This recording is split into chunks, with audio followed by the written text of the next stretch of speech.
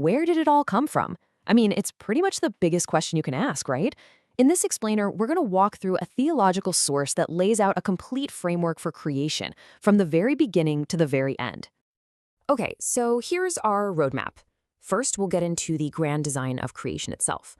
Then, we're going to explore the invisible world of angels, see how that realm got divided and introduce evil into the picture. And finally, we'll talk about the creation of, well, everything else, the physical universe. And that's really the core question, isn't it? How do you account for, well, everything? This source attempts to give us a comprehensive map of all existence.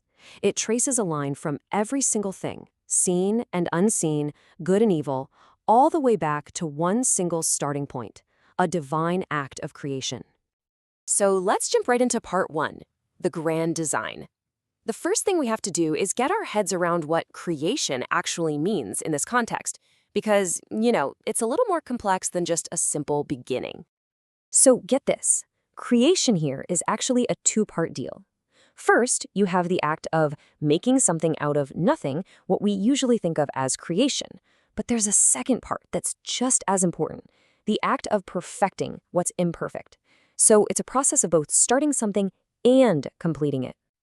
And what's really fascinating here is that, according to the text, this wasn't a solo act. It was more like a divine joint effort, with each member of the Trinity playing a very specific and very crucial role.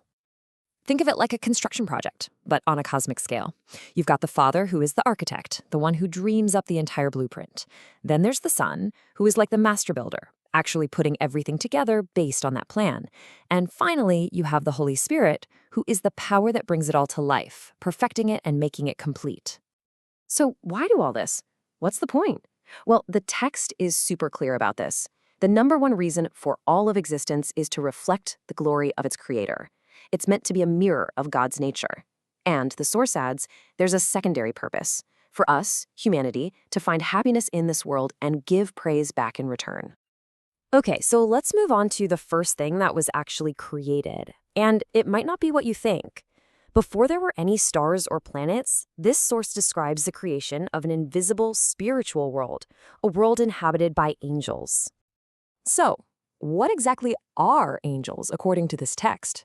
Well, it breaks them down into 5 key traits. First off, they're pure spirit, no flesh and bone. They are personal beings with an intellect, emotions, and will that are described as superior to ours. They were created with a specific moral, holy purpose. They're also incredibly powerful, stronger than us, but not all powerful. And last but not least, they're immortal. They don't die. And don't picture just a big cloud of angels floating around randomly. No. Not at all. The source describes a highly organized society with different jobs and ranks. You've got Michael, basically the commanding general in spiritual battles. You have Gabriel, the top-tier messenger. There are the cherubim who guard God's holiness, and the seraphim who help lead worship. It's a whole celestial order. But, as you can probably guess, this perfect, orderly spiritual world, it didn't last. And this is where the story takes a dark turn. This is the source's explanation for how conflict, rebellion, and evil first entered the picture. So what went wrong? According to the text, it all came down to one thing: pride. A very powerful angel, along with a whole group of followers, is said to have rejected their purpose. They decided they didn't want to serve anymore. They wanted to be equal with their creator. And that led to a full-blown rebellion.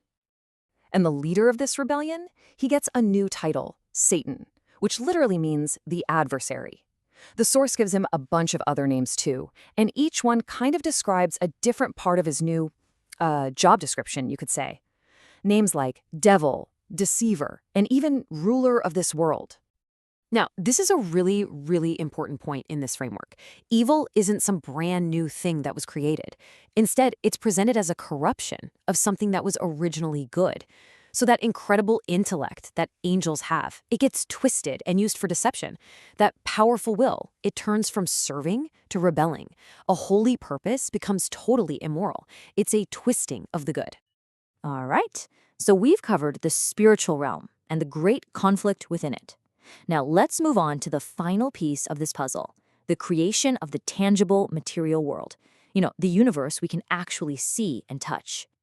But before we dive into the nuts and bolts, the source makes something crystal clear. It basically says, hey, don't read this like a science textbook. That's not the point.